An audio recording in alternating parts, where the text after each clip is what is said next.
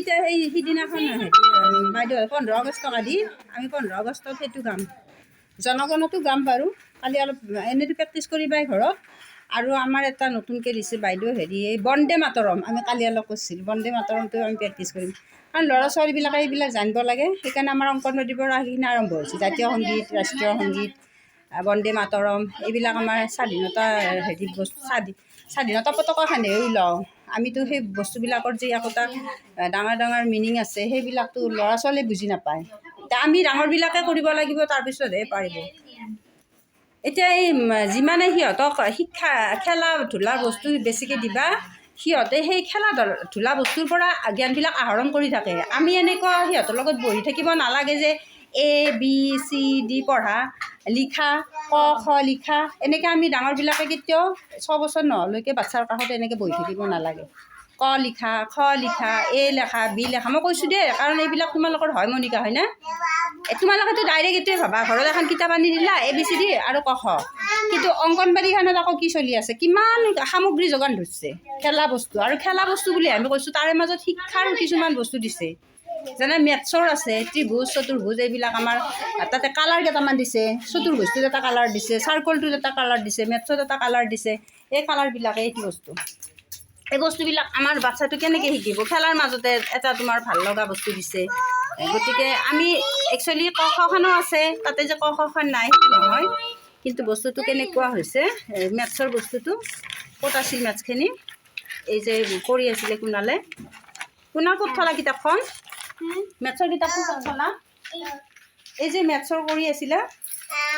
কোনখন কৰি আছিলা তুমি এই যে এইমাত্ৰ ঘৰটো বনাইছিলা ক'ত বনাইছিলা ত্ৰিভুজ চাৰ্কল দিয়কচোন এইখনতে আছিলে দিয়কচোন ক'ত আছিলে ক'ত আছিলে এইটো বস্তু এতিয়া আমি এই দেখিছানে মনিকা হেৰি কিৰণ দেখিছানে এইটো চাইকেলৰ কালাৰটো আমি বাচ্ছাটো শিকালোঁ ইয়াত কি কালাৰ আছে হয়নে আৰু এইটো চতুৰ্ভুজটোৰ আমি কালাৰটো শিকালোঁ চতুৰ্ভুজত কি কালাৰ আছে তাৰপিছত এইটো ট্ৰেংগল ত্ৰিভুজটো মানে চাওঁ অকণমান চাওঁ এইটো যিটো আমাৰ ত্ৰিভুজ এই চতুৰ্ভুজ চাৰ্কল এই আমি কেইবাটাও আঁকি দিব পাৰোঁ বাচ্ছা আছেও আমাৰ ইয়াতে আৰু সেই দিয়ে আমাৰ এটা ঘৰ বনাই দিছে হয়নে নহয় এই যে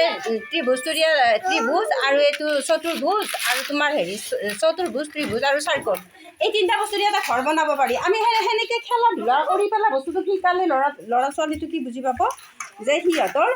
মানে ভাল লাগিব কৰি পেলাই আৰু কি হ'ব কালাৰটো বুজি পালা চতুৰ্ভুজৰ কোনটো কালাৰ আছে চাৰ্কলত কোনটো কালাৰ আছে আৰু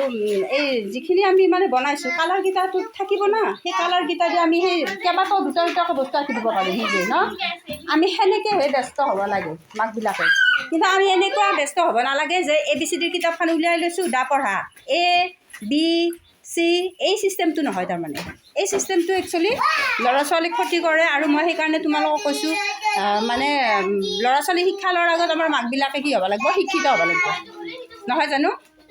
পিংকিক দেখা নাই দিয়ে মোৰ আলোচনা কৰি আছে অলপমান দেখাই দিয়ে